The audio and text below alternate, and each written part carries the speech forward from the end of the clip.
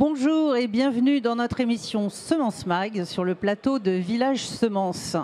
Aujourd'hui, la thématique est étrange, éleveur de biodiversité. Pourquoi rechercher la biodiversité? Où en est-on aujourd'hui? Alors de tout temps, on a mélangé, recherché des variétés. Aujourd'hui encore, on les recherche. Comment on les récolte? Comment on les conserve? Comment on les multiplie? Qui s'en occupe? Eh bien, c'est ce qu'on va voir avec nos deux invités du jour. Stéphane Crozat, bonjour. Bonjour. Vous êtes directeur du Centre de ressources de botanique appliquée. Tout à fait. Vous êtes basé où? En région lyonnaise, sur la commune de Charlier, au sud de Lyon. Très bien. Bonjour Frédéric Dalmont, vous êtes sélectionneur. Bonjour, oui. Très bien. Et vous êtes chez Gauthier Semences. Gauthier Semences dans le nord des Bouches-du-Rhône, un peu en dessous d'Avignon. Voilà. Ça fait quelques années que vous y êtes? Ça fait un peu plus d'une trentaine d'années. Voilà, donc vous êtes un passionné. On va revenir sur votre activité. Alors première question, je reviens vers vous. Finalement, pourquoi la biodiversité, il y en a quand même depuis, j'ai envie de dire des millénaires, peut-être pas, mais voilà. Pourquoi conserver ou rechercher des variétés anciennes finalement? Alors, aujourd'hui, en fait, il y a des enjeux. Bon, d'abord, c'est notre alimentation. Hein, c'est la base de notre alimentation. Ça fait 10 000 ans que l'humanité sélectionne des variétés de céréales, de légumes, etc. Et il se trouve que depuis 70 ans, c'est pas moi qui le dis, c'est la FAO, hein, donc l'organe agricole des Nations Unies. On a perdu entre 60 et 70% de notre biodiversité en ressources génétiques alimentaires. Dans le monde ou dans en le monde, France? dans le monde. L'enjeu, c'est notamment actuellement les questions autour du changement climatique.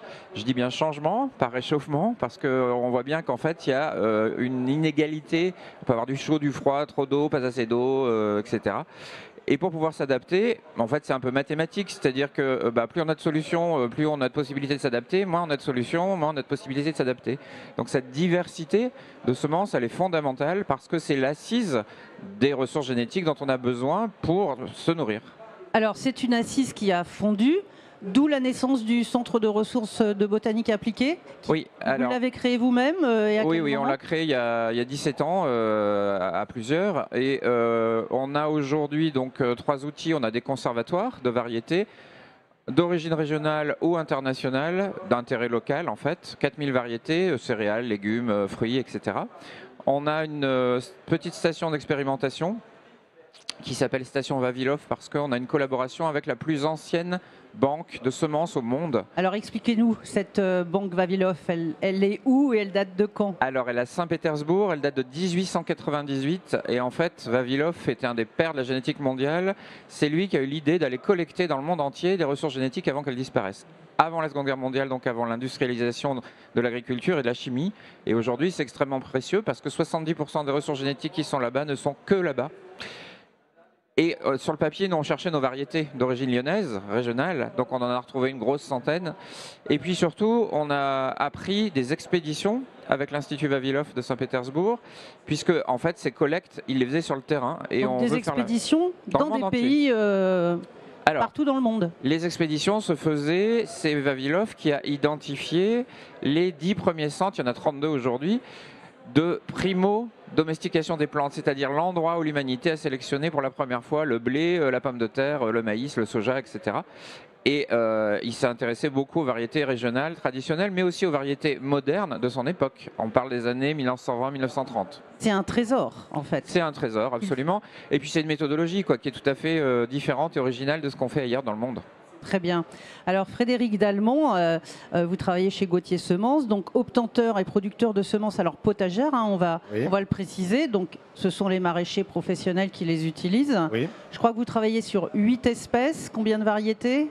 Alors moi personnellement je travaille sur 4 espèces. Lesquelles? Alors haricots, aubergines, chou-fleur et radis, ce qui fait beaucoup. Mais c'est intéressant d'avoir des projets sur différentes espèces parce que les façons de faire se complètent et se répondent. Vous nous expliquerez ça tout à l'heure. Donc chez Gauthier Semences, de nombreuses espèces et bien sûr de très nombreuses variétés. Alors vous m'avez dit quand on a préparé l'émission que votre travail était de préserver aussi et d'enrichir la biodiversité. Or on n'imagine pas forcément ça de façon très naïve chez un semencier. On se dit ils ont des bonnes variétés puis ils continuent à les améliorer. Vous avez besoin de cette richesse et cette variété pour... Oui, absolument, puisqu'une nouvelle variété qu'on essaye d'avoir avec une meilleure adaptation pour vis-à-vis des changements d'usage ou de façon de faire ou des changements climatiques. On ne la tire pas du chapeau. Alors, on peut prendre des exemples. Est-ce que, par exemple, c'est suite à... je suppose que vous avez des équipes qui suivent les demandes des consommateurs ou des transformateurs, et donc vous devez trouver les semences adaptées. On peut prendre des exemples concrets si vous en avez en tête. On est à l'écoute via les commerciaux, via le service marketing, via les relations qu'on peut avoir avec des chercheurs, sur tout ce qui peut bouger. Et de toute façon, on est très souvent rattrapé, par exemple, au niveau des maladies des plantes, par des changements qui peuvent être brutaux, soit des changements qui sont des nouveaux arrivants sur le territoire européen. Par exemple, prenez des exemples concrets. Le virus du TOBRFV sur la tomate. Donc on n'avait pas avant et qui arrive. Et qui arrive.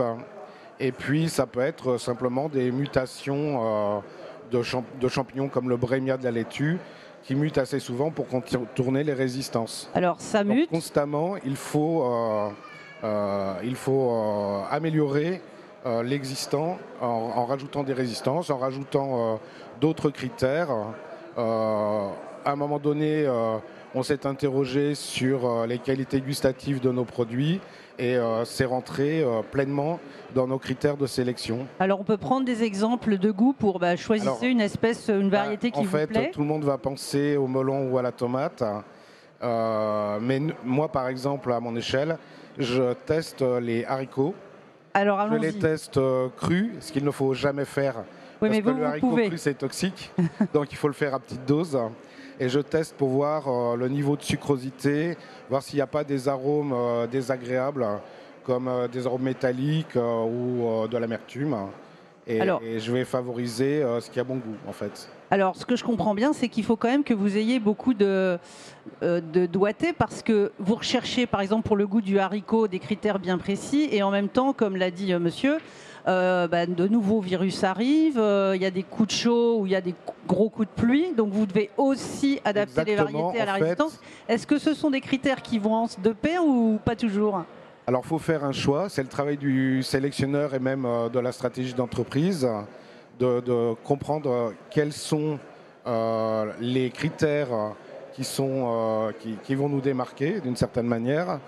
Et puis, il faut combiner des critères qui vont intéresser le producteur. Ça peut être facilité de production, qui vont être intéressants pour la distribution, comme les aspects de conservation, et qui vont intéresser le consommateur.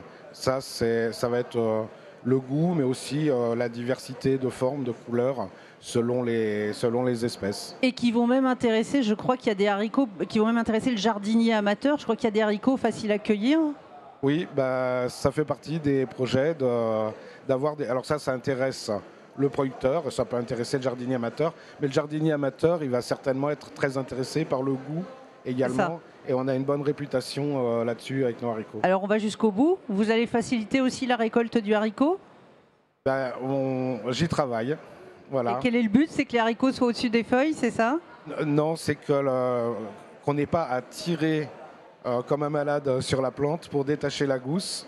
Donc quasiment la gousse vous reste dans la main quand vous la touchez. Ça fait gagner du temps. Alors on comprend que vous êtes confronté à tout un tas de demandes d'acteurs différents de la filière jusqu'aux consommateurs, qu'il faut donc trouver ces variétés, et c'est là où la biodiversité vous intéresse, ou vous avez besoin de cette variété. On a besoin de la biodiversité. La biodiversité pour nous c'est vaste. Ça peut être les variétés actuelles, des variétés anciennes. C'est aussi des collaborations qu'on a avec des centres de ressources génétiques où on va aider effectivement à maintenir et à décrire les variétés, et on va peut-être avoir à ce moment-là des idées de projets et identifier des choses qui peuvent rentrer dans des projets scientifiques. D'accord. Et puis des projets avec des instituts de recherche. Donc on ne travaille pas tout seul dans son coin, hein. Est-ce que vous êtes amené par exemple à travailler, vous pourriez être amené à travailler ensemble ? En fait, on en parlait tout à l'heure. Il y a des collaborations communes entre les semenciers, les centres de ressources génétiques, de conservation, parce que chacun joue un rôle et on se retrouve parfois sur des projets communs, oui, autour du haricot notamment. Sur le haricot notamment. Alors le centre de ressources, moi j'aimerais bien savoir, donc on a compris tout l'intérêt d'avoir vraiment, de garder une panoplie génétique finalement pour répondre sans arrêt à des nouvelles demandes, des nouveaux enjeux. Comment vous faites pour les récupérer? Vous allez les, excusez-moi la question est bête, mais les chercher dans la nature et puis une fois que vous les avez, ça ne se garde pas forcément comme ça, hein. Les plants on ne les garde pas dans la main ou dans un frigo, enfin peut-être que si. Comment on garde toutes ces semences et ces plantes et d'abord où vous les trouvez? Alors, on les trouve de vraiment toutes sortes de manières différentes. Par exemple, on fait des inventaires de variétés locales dans les parcs naturels régionaux. On a travaillé sur la Chartreuse pendant 6 ans, là on travaille sur le Vercors en ce moment. Mais on a aussi, j'y ai fait référence tout à l'heure, des relations avec d'autres banques de semences. Par exemple, ces variétés lyonnaises qui avaient complètement disparu et qu'on a retrouvées en Russie, ou même en Colombie d'ailleurs, des haricots notamment. Il y a aussi des gens qui nous interpellent, qui viennent nous donner des choses. Il y a un peu de variétés qu'on va trouver dans le commerce. Il y a les collections nationales, par exemple l'INRAE en France ou le CIRAD qui conserve des choses. Enfin, c'est vraiment tout un réseau. Et puis c'est aussi les gens, concrètement, il y a des gens qui ont encore des choses. Par exemple, en région lyonnaise, on a retrouvé un haricot qu'on valorise aujourd'hui dans un projet européen qui s'appelle haricot viande. Bon, c'est pas moi qui ai inventé le nom, mais voilà, il est assez riche en protéines notamment. Et on les retrouve chez les gens. Ça fait 60 ans que cette famille le cultive dans un jardin au fin fond de la Chartreuse. Donc il faut de la curiosité, de la ténacité, et comme ça vous retrouvez pas mal de choses finalement, soit tout près, soit très loin de chez vous. Oui, ou lors d'expéditions, comme je le disais tout à l'heure. C'est-à-dire qu'on va collecter, voilà. Une fois que vous les avez, parce qu'il faut les garder. Absolument. Donc il y a plusieurs types de conservation, ça dépend de quoi on parle. Si on est sur des arbres fruitiers, des rosiers, enfin des choses comme ça, c'est forcément en pleine terre, donc conservatoire, on dit in situ. Et oui, on n'y pense pas, mais alors vous avez des terres ? Oui, on a 5 hectares qui permettent de conserver ça. Et puis tout ce qui est légumes, céréales, légumineuses, là ce sont des graines. Et donc là il y a plusieurs manières, on a plusieurs types de collections. On a la collection courante, donc là c'est en chambre froide, comme un gros frigo. Mais on a aussi une collection de sauvegarde au cas où il y a un aléa quelconque. Et là c'est en congélation, parce que pas toutes les espèces, mais la plupart des espèces peuvent se conserver en congélation. Mais il y a d'autres méthodes. Bon, nous, on est à l'échelle d'une petite structure. Mais si vous prenez les plus grandes banques de semences, ça va jusqu'à la cryogénisation, donc l'azote liquide, pour des pollens, par exemple, pour des greffons. Il y a de la culture in vitro, par exemple, dans les petits tubes à essai, où on va cultiver des cellules de quelques plantes. Donc, il y a tout un tas de méthodes pour conserver ces végétaux. Voilà. Donc, pour à peu près tout, vous avez des méthodes de conservation. Par contre, les gens ne s'imaginent pas forcément tout le travail qu'il y a derrière pour finalement entretenir tout ça. Absolument. Entre nous, parce que je crois savoir que d'une graine à l'autre, alors si elle est dans la nature, elle peut se conserver que 2 ans ou peut-être 100 ans. Vous arrivez à peu près à tout conserver? On a des idées, des durées de conservation? Alors la durée de conservation, ça dépend vraiment de l'espèce. Le basilic c'est 2-3 ans, la tomate c'est 10 ans dans une enveloppe dans vos tiroirs. Mais si on est sur de la congélation notamment, là on est plutôt sur des échelles avec des reculs entre 40 et 50 ans, voire 70 ans pour certaines espèces. Mais on le sait qu'au bout du bout, c'est-à-dire que ce sont les plus anciennes banques de semences qui ont le recul suffisant, puisque la conservation c'est essentiellement au XXe siècle que ça a commencé. Donc c'est au fur et à mesure qu'on les ressort qu'on voit ce que ça donne. D'accord.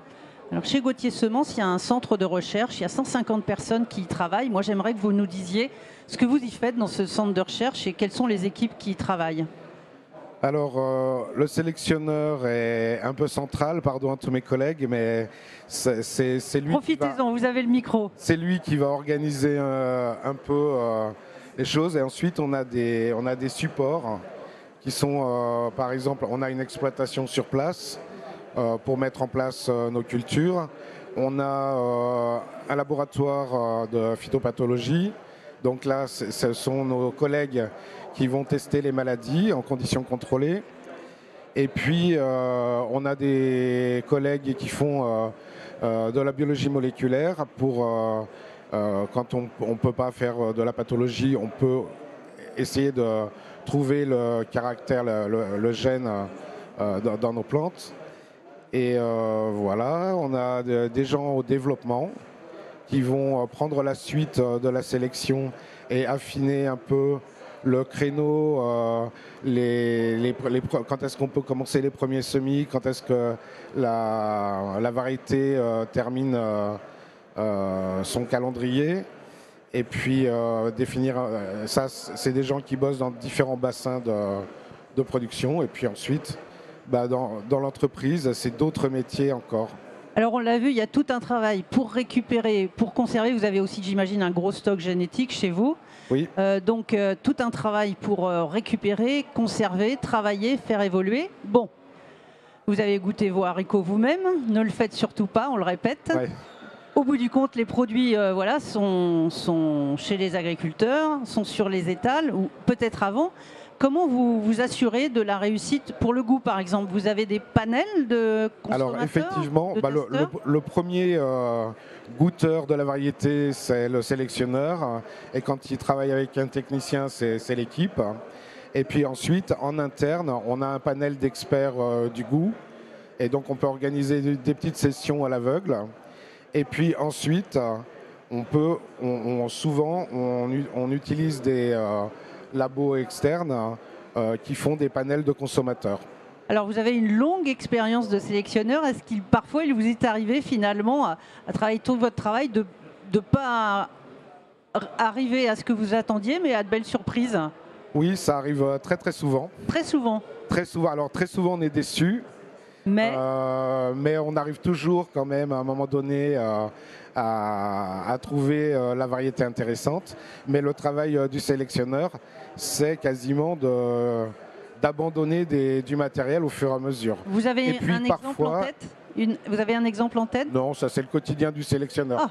Mais parfois on tombe sur des choses qu'on n'avait pas prévues et ça c'est très enthousiasmant. Bon, c'est un métier plein de surprises. C'est plein de surprises. C'est comme ça, par exemple, on a un radis violet chez nous et en fait il est arrivé là parce que je suis un gars curieux et que j'aime bien voir ce qui existe, mais en fait l'idée de cet hybride là m'est venue par accident. C'est l'histoire de la tarte tatin parfois. Bon, oui, donc chez vous aussi la tarte tatin existe chez les sélectionneurs. Alors on a parlé du changement climatique, donc on parle plutôt de coups de stress en fait. C'est pas un réchauffement, c'est vrai que par moment il peut y avoir des coups de chaleur, la plante va manquer d'eau plus que ce à quoi elle était habituée, ou elle va prendre beaucoup d'eau. Voilà, d'un coup sur le feuillage ou voilà.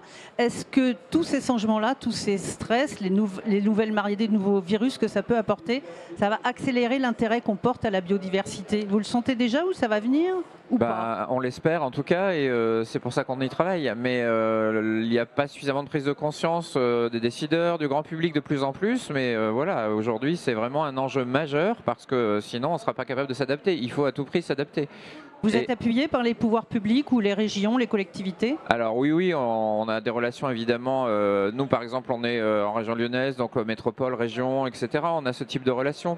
Et il y a aujourd'hui des financements autour de ça. Mais c'est aussi vraiment, parce que finalement celui qui fait le choix au bout du bout, c'est le consommateur.